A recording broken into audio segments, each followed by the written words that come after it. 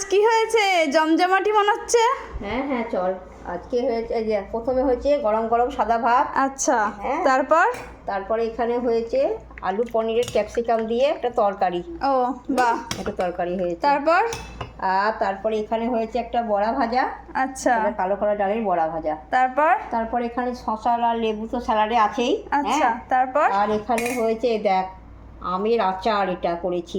বাহ, এটা করেছি আমকে ভেজে, এটা গুড় দিয়ে আচ্ছা, ভাজা মশলা দিয়ে হুম এটা করেছি। তোমরা যদি এই রেসিপিটা আমার কাছে যদি জানতে চাও হুম তাহলে আমাকে কমেন্ট করে জানিও যে কী করে আমের আচার তৈরি করে। আচ্ছা, তারপর এটা হয়েছে লস্যি।